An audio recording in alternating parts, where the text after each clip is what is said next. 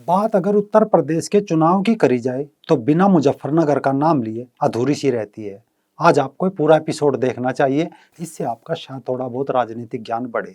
आप लोग अक्सर मुजफ्फरनगर का नाम सुनते रहते होंगे, चाहे इसमें टिकैत की महापंचायत हो या अखिलेश की जनसभा हो, योगी या जयंत चौधरी या मायावती की चुनावी सभा हो, कैराना से हिंदुओं का पलायन हो या फिर साल 2013 में हुए दंगों के दंश का जिक्र हो। अक्सर मुजफ्फरनगर विवाद और चर्चा का विषय रहता है।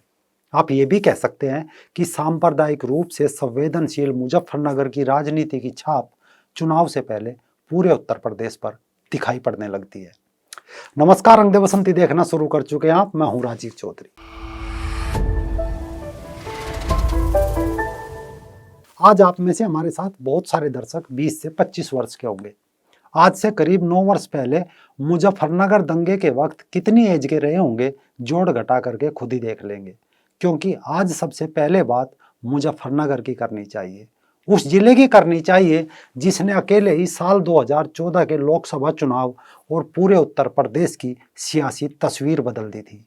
यूं तो उत्तर प्रदेश बहुत बड़ा है, कुल 75 जिले हैं, मगर ये जिला इतना मादा रखता है कि उसने फिर भी 2017 के चुनाव में पूरे उत्तर प्रदेश की सियासी तस्वीर बदल डाली थी। गन्ने की मिठास के लिए भी जाना जाता है और सांप्रदायिक खटास के लिए भी। सांप्रदायिक खटास भी कोई थोड़ी बहुत नहीं, बल्कि बाबरी मस्जिद के गिराए जाने के बाद उत्तर प्रदेश सरकार को सेना नहीं बुलानी पड़ी थी, लेकिन मुजफ्फरनगर दंगे के समय राज्य में पहली बार सेना को बुलाया गया था। आखिर क्या था दंगा, क्या था उसका कारण जो सेना तक को बुलाना पड़ा था? कैसे पलटी थी प्रदेश और देश की पूरी राजनीति? चलिए एक एक करके जानते हैं। साल 2013 उत्तर प्रदेश में समाजवादी पार्टी की सरकार थी। 2012 में पूर्ण बहुमत में से सरकार चुनकर आई थी। अखिलेश यादव मुख्यमंत्री हुआ करते थे। करीब 68 मुस्लिम विधायक चुनकर इससे एक साल पहले लखनऊ विधानसभा में पहुंचे थे। इन 68 मुस्लिम विधायकों का गुरु हुआ करता था आजम खान।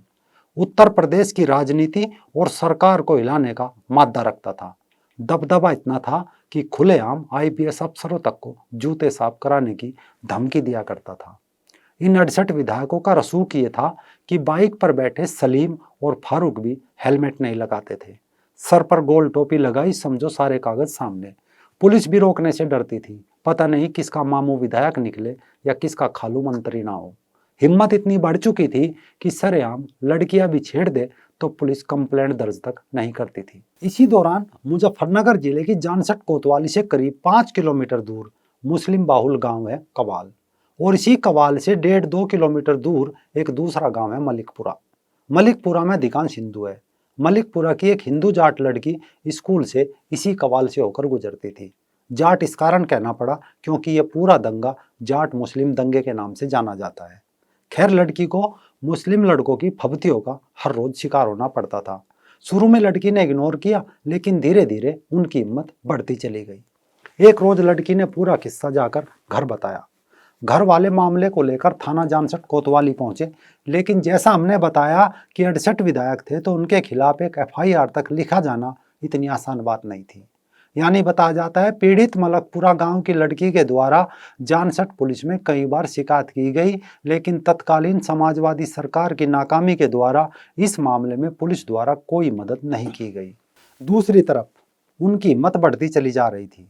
बताया जाता है 27 अगस्त 2013 को तो शांति दूत रास्ता ही रोककर खड़े हो गए। जैसे तैसे मिन्नतें करके उनसे बचकर लड़की घर पहुंची। घर पहुंचकर पूरा किस्सा रोते रोते परिवार को सुनाया तो लड़की के 2 भाई सचिन और गौरव गुस्से में कवाल पहुंचे। वहां कवासुनी हुई, मामला बढ़ा और साथ ही शांति दूतों की भीड़ भी बढ़ चली। नतीजा सचिन और गौरव की वहीं पीट पीट कर निर्ममता पूर्वक हत्या कर दी गई। मामला फिर जानसठ कोतवाली पहुंचा। इसमें 7 आरोपी नामजद हुए। मुकदमा संख्या था 403/2013 और वादी थे लड़की के पिता रविंदर सिंह निवासी मलिकपुरा, और दोषी थे कवाल निवासी मुजम्मिल उर्फ बिल्ला, मुजस्सिम पुत्र नसीम, मोहम्मद फुरकान पुत्र फजल, जागीर पुत्र मोहम्मद सलीम, नदीम पुत्र मोहम्मद सलीम, अफजाल और इकबाल पुत्र बुंदू। ये दिन दहाड़े दोहरा हत्याकांड हुआ था। मजबूरन पुलिस को आरोपी पकड़ने पड़े, लेकिन इस धरपकड़ से पहले भी कुछ हुआ था।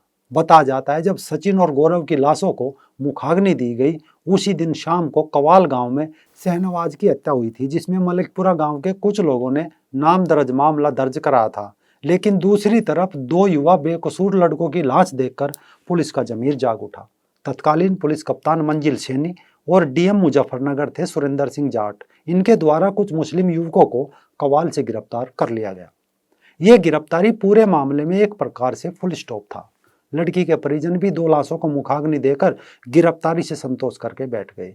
लेकिन सत्ता का रुआब कहो या 68 विधायकों के गुरु आजम खान के अंदर का मुल्ला जाग उठा।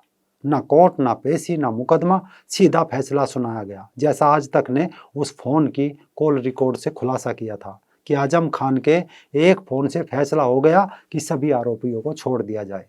जब कप्तान और डीएम ने यह फैसला मानने से इनकार किया तो उसी रात आजम खान के दबाव के चलते पुलिस कप्तान मंजिल सैनी और डीएम सुरेंद्र सिंह जाट का मुजफ्फरनगर से तबादला कर दिया गया और सभी मुस्लिम युवकों को थाने से ही छोड़ दिया गया। इस घटना ने जाटों के अंदर बेचैनी बढ़ा दी और उनका विश्वास कानून और सपा सरकार से लगभग खत्म हो चला। या कहो इसी एक तरफा कार्रवाई ने दंगे में आग में घी का काम किया। लेकिन मामला भी खत्म नहीं हुआ था। यहाँ से कुछ दूर मुजफ्फरनगर में एक अलग कहानी लिखी जा रही थी। ये कहानी मुजफ्फरनगर के मुस्लिम बहुल इलाके, जिसे मिनी पाकिस्तान कहा जाता है, खाला पार में जुम्मे की नमाज के बाद लिखी गई। इस जनसभा में भड़काऊ भाषण जाटों के खिलाफ दिए गए और नतीजे भुगतने की धमकी दी गई। इसके बाद मुस्लिमों की तरफ से 30 अगस्त को एक बड़ी मुस्लिम महापंचायत भी हुई, उसमें भी जाटों को देख लेने की वही धमकी दोहराई गई। इस धमकी के बाद जिले का करीब 12% जाट, 25% शांति दूतों के भाषणों से लामबंद होने लगा। नतीजा 7 सितंबर को पास ही के एक गांव नंगला मंदोड़ के जाट मैदान में बेटियों के सम्मान में टिकैत परिवार ने भारतीय किसान यूनियन के बैनर तले महापंचायत का आयोजन किया। इस महापंचायत में कोई बड़ा नेता नहीं था। नरेश टिकैत के साथ स्थानीय नेताओं का जमावड़ा था। महापंचायत में मुजफ्फरनगर के अनेकों गांवों से लाखों की संख्या में लोग अलग अलग रास्तों से ट्रैक्टर ट्रॉलियों में भरकर महापंचायत के लिए रवाना हुए। लेकिन मुस्लिम बहुल गांव में उनके ऊपर पत्थर फेंके गए, फबतियां कसी गई, गंदी गालियां दी गई। लोगों ने बिना कोई झगड़ा मोल लिए पंचायत का फैसला सुनने के लिए वहां से जाने का रुख किया। यानी जैसे तैसे लोग पंचायत में पहुंचे।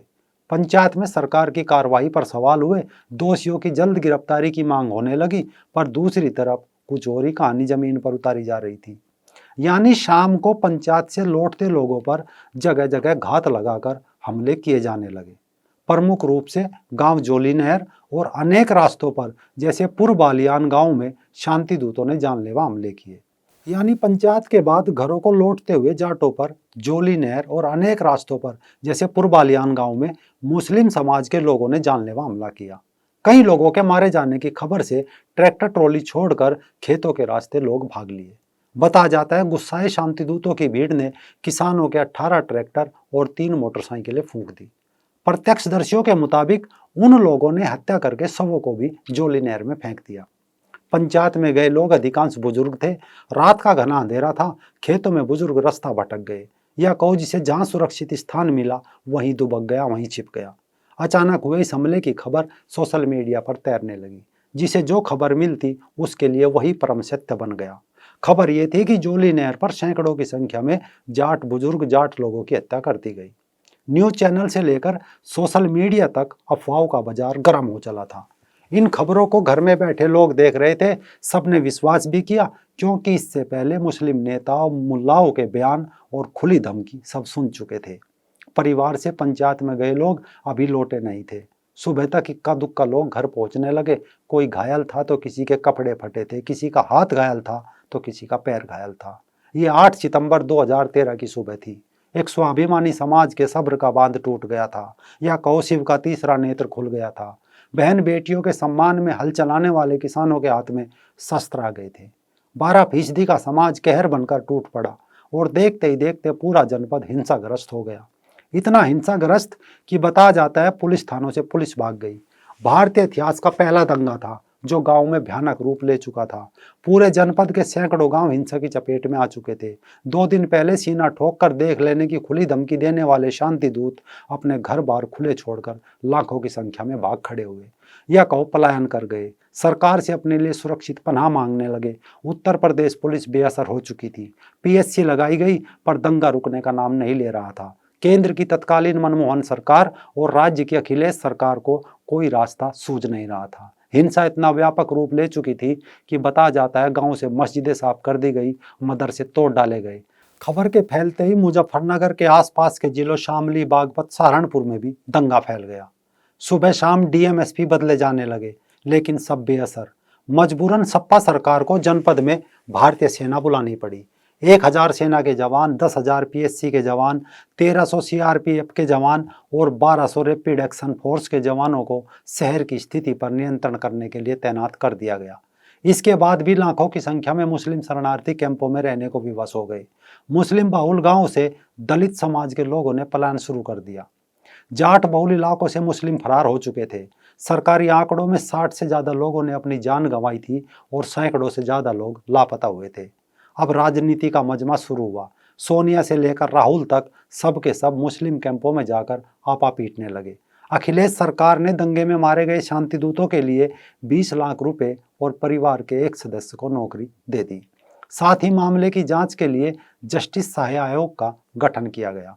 आयोग की जांच रिपोर्ट के मुताबिक लोकल इंटेलिजेंस फेल होने के कारण ये दंगे फैल गए थे। साथ ही सोशल मीडिया पर आने वाले वीडियो और बयानों ने भी आग में घी डालने का काम किया था। कुछ भी हो, साल 2013 के सितंबर माह में हुए इन दंगों ने अगले साल 2014 के अप्रैल में हुए चुनाव की सफल स्क्रिप्ट लिख दी थी। दिल्ली से लेकर गंगोत्री तक एक तरफा सभी सीट बीजेपी के पाले में चली गई। पूरे उत्तर प्रदेश में सत्ता में पूर्ण बहुमत में बैठी सपा को सिर्फ 5 सीटें उत्तर प्रदेश में मिली तो कांग्रेस को 2, और समूचे उत्तर प्रदेश में बीजेपी ने सभी का सुपड़ा साफ कर दिया। इसके बाद साल 2017 के यूपी चुनाव में भी इस इलाके से बीजेपी को एक तरफा वोट हासिल हुआ और साल 2019 में भी। अब एक बार फिर 2022 का चुनाव है। देखते हैं मुजफ्फरनगर एक बार फिर क्या उत्तर प्रदेश के चुनाव की धुरी बनता है या नहीं, क्योंकि इस बार खास बात यह है कि मुजफ्फरनगर की सभी विधानसभा सीटों पर न समाजवादी पार्टी ने मुस्लिमों को टिकट दिया और न बीजेपी ने। हाँ, चंद्रशेखर रावण की आज़ाद समाज पार्टी ने जरूर मुस्लिम कैंडिडेट मैदान में उतारे हैं।